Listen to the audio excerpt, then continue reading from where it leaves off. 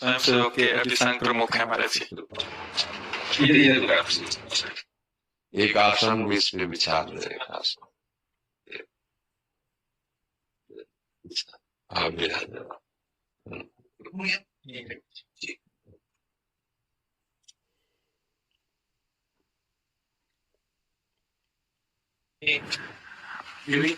हाँ, राधा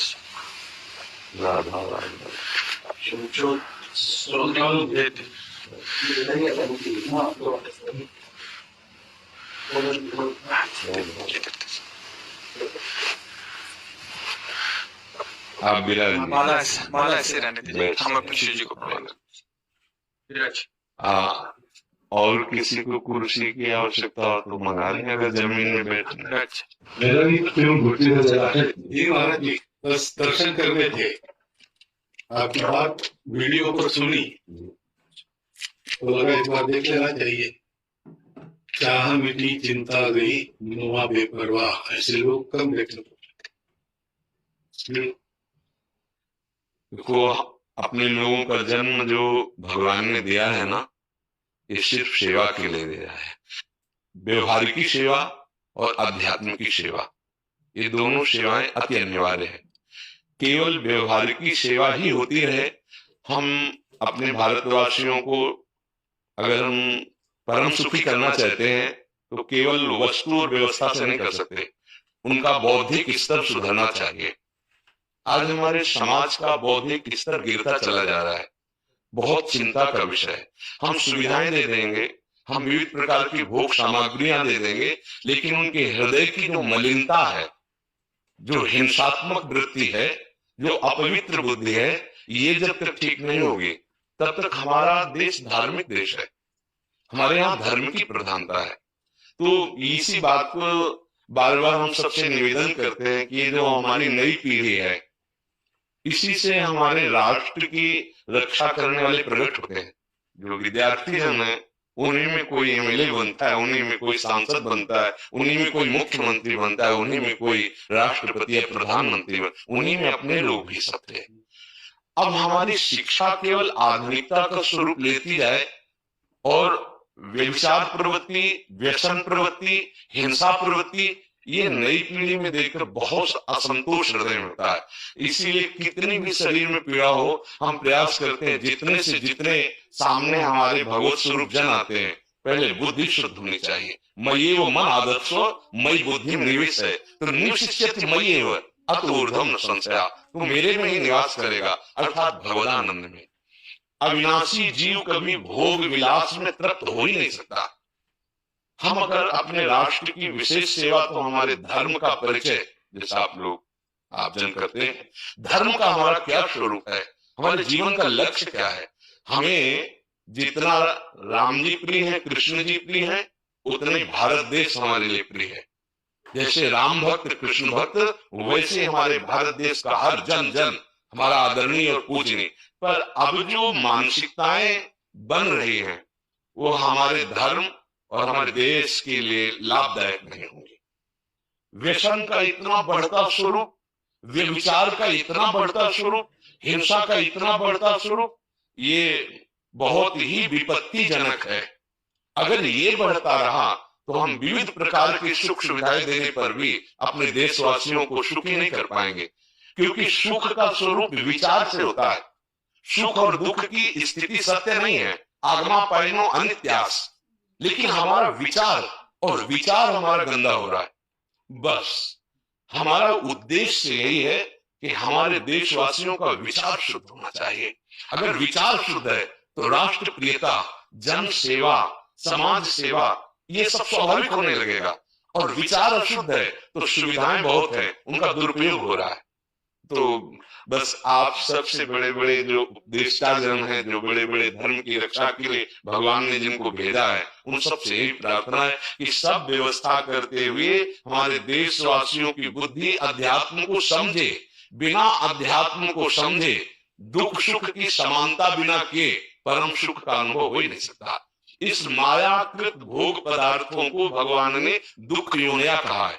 मानो एक बोर्ड लगा दिया, दुखालयम अशाश्वतम, और हम सब यही चाहते हैं कि लौकिक भोगों को भोगने से ही हमारा राष्ट्र सुखी हो जाएगा या हम सुखी हो जाएंगे। नहीं, लौकिक भोगों को पूजन सामग्री बना करके और साध्य सच्चिदानंद प्रभु को रखा जाए तो आनंद की उमंगन हो जाएगी। बहुत सुंदर मानव जीवन का स्वरूप है जिसे देव दुर्लभ कहा गया। दुर्लभो मानुषो देहो, लेकिन क्या दुर्लभता शब्द स्पर्श रूप रस गंध इन्हीं विषय के भोगने की या इन्हीं सुविधाओं के लिए दुर्लभ कहा गया?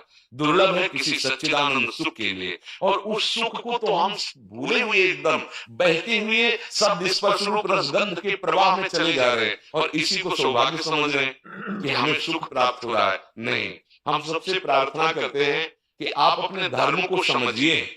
आप अपने स्व को जहां जहां स्थापित करते चले जा रहे हैं आप उसे गंदा करते चले जा रहे हैं। मदिरा में, हिंसा में, दीव की राह में, बेविचार में, इसे दोष नहीं समझा जा रहा है और हमारे शास्त्र और हमारा धर्म इसको निषेध करता है। कलयुग की स्थिति बताई गई है। छोटे छोटे बच्चे व्यसन करने में लग गए। आज स्कूली विद्यार्थी जिनको ब्रह्मचर्य से पुष्ट होना चाहिए वो ब्रह्मचर्य नष्ट कर रहे हैं। बड़ा चिंता का विषय है। हमारे देश के लिए जो जवान चाहिए, हमारे देश के लिए जो भक्ति चाहिए, उसमें बुद्धि और शरीर बल दोनों होना चाहिए। शरीर बल क्षीण हो रहा है क्योंकि व्यभिचार प्रवृत्ति में बहुत कमजोर अवस्था में, जैसे गेहूं की फसल है और गलेथ में काट ली जाए तो न दाना मिलेगा न सही भूस मिलेगा। ऐसे ही 20 वर्ष की अवस्था तक ब्रह्मचर्य नष्ट कर दिया जाए तो वो गृहस्थ के योग में नहीं रह सकता। राष्ट्र सेवा की क्या बात है। हमारे राष्ट्र सेवा के लिए बहुत विशाल हृदय की आवश्यकता है। हमारे शरीर को बहुत स्वस्थ रखने की आवश्यकता है। तभी समाज सेवा, राष्ट्र सेवा, तो शरीर और बुद्धि दोनों का स्वस्थ होना बहुत आवश्यक है। तो शरीर को तो नष्ट किया जा रहा है विषय भोगों में।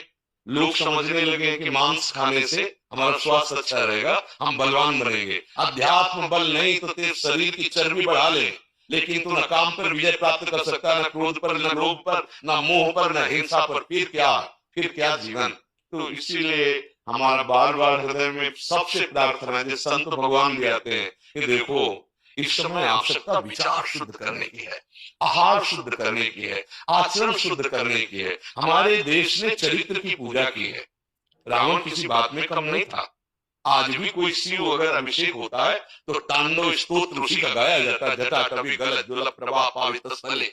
ऐसा विद्वान और ऐसा बलवान जो 20 बार जैसे झूला आराध्य देव को झुलाया जाए, ऐसे महादेव सहित पार्वती को बाजुओं पे झुलाया, वो महाबली चरित्रहीन हो गया तो अपने देशवासियों ने राक्षस कह दिया उसको। चरित्र, आज हम चरित्र पर ध्यान ही नहीं दे रहे। चरित्र बेचना मतलब कोई समझ में नहीं आ रहा। छोटे छोटे बच्चे चरित्रहीन हो रहे हैं। हमारा राष्ट्र संकट में पड़ जाएगा अगर हमारे बच्चे व्यवस्थित नहीं हुए, उनकी बुद्धि शुद्ध नहीं हुई, उनका स्वास्थ्य ठीक नहीं रहा। कौन आगे चल करके, यही पीढ़ी तो है ना, इन्हीं में से तो निकलते हैं हमारे राष्ट्र भक्त, भगवत भक्त, देश सेवी। तो सबसे प्रार्थना है कि हमारे नई पीढ़ी को सुधारा जाए, उनकी मानसिकता, उनका बौद्धिक स्तर सुधरे, क्योंकि भगवान ने हमें सेवा के लिए भेजा है सबको। चाहे जितना एकांत गुफा में भजन करे, उसकी भजन की सिद्धि समाज सुधार में लगेगी। अगर समाज सुधार में नहीं हुई तो खास बात नहीं हुई। अपना उद्धार कर लेना कोई खास बात नहीं है। खास बात है अपने जीवन को सत्य और तप में तपा करके समाज को प्रदान कर देना। हाँ, विविध प्रकार से हमारे समाज को सुख पहुंचे, इसी में भगवान विराजमान है। बहुनाम जन्म नावंते ज्ञानवान नाम प्रपद्यते वासुदेवा सर्वमित्सम आत्मा दुर्लभा। भगवान कहते हैं बहुत जन्मों की आराधना के बाद ऐसा विवेक जागृत होता है, ऐसा ज्ञान प्राप्त होता है कि सबके हृदय मंदिर पर भगवान वासुदेव विराजमान है। और ये अगर लक्ष्य बन गया तो संसार की सेवा करते हुए वो भगवान को प्राप्त हो जाएगा। ये संसार है नहीं, ये वासना वासुदेव से वासितम भोलत्रयम सर्वभूत निवासोस्मि वासुदेव नमोस्तुते। वो वासुदेव ही अपनी वासना, इच्छा, एक ओम बहुश्यामा विस्तार कर लिया है। यही जनाना है कि तुम साधारण देह नहीं हो प्यारे, तुम अविनाशी के बच्चा हो, जो चाहो कर सकते हो, पर तुम्हारी चाह गलत दिशा को चली गई। व्यसन छोड़ो, बेविचार छोड़ो, तो हमारे राष्ट्र सेवा में लगो, समाज सेवा में। बूढ़े बूढ़े माता पिता को जवान बच्चे निकाल दे रहे हैं। क्या ज्ञान है। जिस समय हम किसी ज्ञान के योग्य नहीं थे कि अपनी रक्षा नहीं कर, उन्होंने हमारा मल धोया। आज हमें अवस्था उनकी सेवा की। हमारा समाज किस तरह से गिरता जा रहा है। जब बूढ़े जन मिलते हैं ना कि हमें घर से निकाल दिया, हमारे बेटे सेवा नहीं करते, तो लगता है हमारे शास्त्र तक पहुंचना तो बड़ी कठिन बात है। ये मनुष्य की मनुष्यता को भी छोड़ते चले जा रहे हैं, नहीं चले जा रहे। अब जैसे और लोग बहुत से वचन से हम आपको ये दे देंगे, हम आपको ये दे देंगे, उससे होगा क्या? जो आप देना चाहते हो बहुतों के पास है। इनकी बुद्धि सुधारो, इनको धर्म का ज्ञान करवाओ, इनको राष्ट्र प्रियता सिखाओ कि राष्ट्र के लिए कैसे प्राण समर्पित किए जाते हैं। हाँ, अगर ये नहीं हुआ तो सुख सुविधाओं में फिर भोगवृत्ति बढ़ती चली जाएगी और लाभ नहीं मिल पाएगा। परसों नोएडा में मुझे भाषण करना था भारत के विकास पर। जी, स्व के आधार पर भारत का मत, बिल्कुल यही बात मैंने रखी।